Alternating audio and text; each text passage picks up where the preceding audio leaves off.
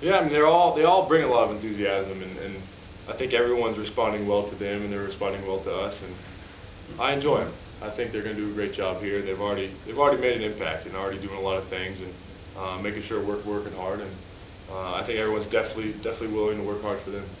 Tristan, have you made any decision on what your academics will be next fall? What are you going to start in a new program? I haven't yet. I have no idea. I mean, I'm just trying to finish this MBA this semester, but there's just so many options. I haven't really thought too much about it recently with this whole shoulder thing, but you know, I still got to sit down and figure it out.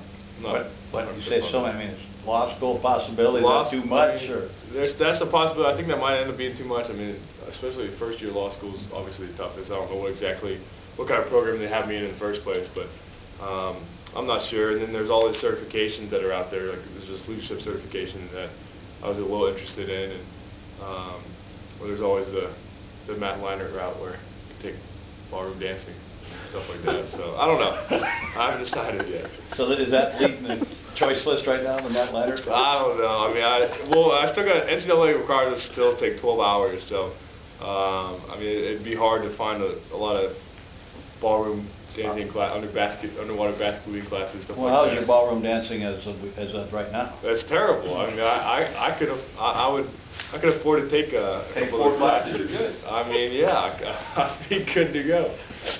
Ready for Dancing with the Stars? Yeah, exactly. You know, I need the prep work, so we'll see. Hey, Chris, with where you are academically and where you were playing last fall, how strong a temptation was the NFL looking before the injury? I mean, it was definitely an option, and I mean, it was looking pretty good, but honestly, I didn't have a whole lot of time to think about it, and it was really going to be at the end of the season. I was going to sit down and think about it, and obviously that didn't happen, and so I mean, it's definitely tough to say looking back what was going to happen. Were you even tempted with the injury to consider it, or? No, not really. Once I was injured, I pretty much knew that I had to come back, and there's still a lot left to be fulfilled here, and a lot of things will be still accomplished next year that I really wanted to come back and accomplish. And so it's pretty exciting. It's exciting what we're gonna have next year here. So I'm glad I'm back. You said you're finishing the MBA this semester. How many hours? How many classes are you taking? Just one. Just one. Yeah. Not bad. Can the injury be a blessing in that regard? I think so. I think with everything we have coming back, I mean, we can accomplish a lot next year. We're all pretty optimistic about it. And, so I mean, and everything happens for a reason. So I'm sure that reason I'll figure out soon. And, hopefully, it'll be positive. Is there anything you still can't do, like with your right arm? Not really. I mean, I can't. I don't do like a lot of heavy weights and bench press and stuff like that. And well, I mean, I should be back there soon. In the weight room, you mean? Yeah. What's the timetable on that? No, I don't know. I'm not sure. No idea. When you throw now, how hard are you throwing? Not still ramping it up a little bit. I mean, I'm not throwing too hard. I mean, Yeah. they told me to lay back. You know, with it just being like the first week, it's been pretty light and not forcing, not throwing it pretty hard, just kind of lobbing it a little bit. I don't know, at what point they're going to have me throw hard. I think that we have like a whole progression thing that they send us throwing wise. Same thing that Sam Bradford is doing. So I'm not exactly sure what that whole schedule looks like. Who invented that program, so to speak, like the Bradford? It was sent from Dr. Andrews. Okay. And I think Dr. Jordan actually gave it to us. So I don't know if he tweaked it a little bit too, and so I'm not sure. Okay. Did Andrews do you? Yes. Have you noticed any changes in Coach Fisher in the last couple of weeks since he took over as head coach? Not really. I mean, he's definitely changed the whole program around, but him himself, I don't think he's changed. I mean, he's been pretty much the same guy I've seen, and I like him. He's bringing a lot of enthusiasm and holding a lot of people accountable on the team and off the team. And so there's definitely been a lot of changes. And, but no, he's still himself. Were those changes that you were anticipating, or something catch you by surprise? No, I was anticipating. I mean, I knew he's definitely a guy that likes to hold people accountable, and I kind of, we talked, after the season about kind of some of the things that were going to happen. So I mean, I wasn't really caught off guard. With you doing some light lifting, you've had a chance to see Coach Valoria. How much of a change are you seeing as far as the strength and conditioning down there? It's a pretty big change. I mean, the workouts are definitely intense, and they bring a lot of enthusiasm in the weight room, and you know, they're going to work you hard, but they're also great guys, and we love, you know, talking to them, you know, outside the weight room, and then, you know, also the whole nutrition thing we got going on. They're pretty much changed our whole menu and giving us everything that, you know, we need to eat. And, so those, I mean, just those small things are really going to make a difference. But I enjoy them. I think they're doing a great job, and I think a lot of people are going to see a lot of changes. Some things you're going to miss on the menu from before? Oh man, I mean, I doubt we're going to get that honey fried chicken anymore. So that's going to be a tough loss, but it'll be all right. How regimented is the menu? I mean, they pretty much tell us,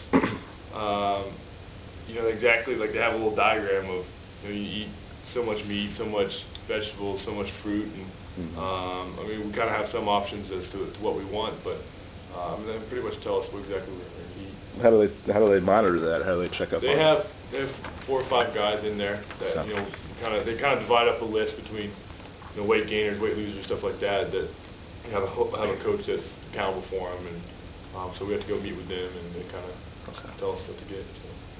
So what do you want to play at in the fall? What's your? Probably around 225, somewhere around there. You right there now? Yeah, I'm about.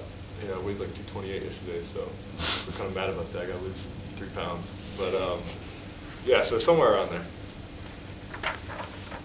Was the fact that Andrews did your surgery, Christian, does that indicate, was it a more serious injury than people thought it was initially?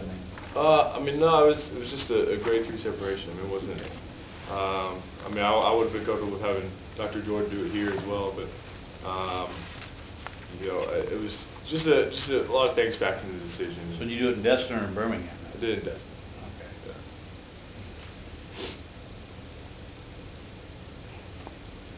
Will you take part in any tackling drills? Make sure Yes, this doesn't happen? yes, I am actually. You know, I think we'll play both sides of the ball this year and go play linebacker. So that'll be good.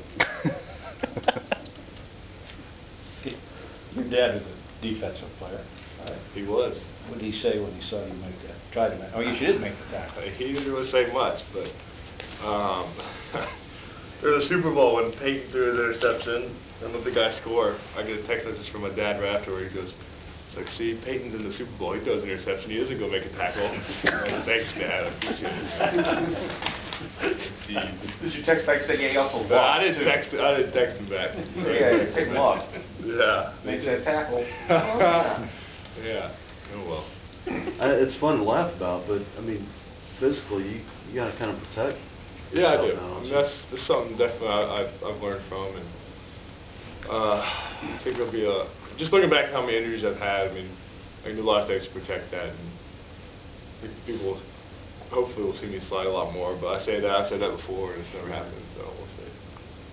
It's not really your game, is it? I mean, No, I mean- the tackling maybe you can eliminate, but I mean, as far as on offense, it's not natural for you to. It do isn't that. natural, and I feel like I've only done it once my whole career, and it's kind of like a forced thing. And after that, I wasn't comfortable doing it. But I think it's something that definitely I gotta learn to do. I mean, it can protect me a lot and save myself from a lot of injuries. But I mean, it's a different mindset than what I had.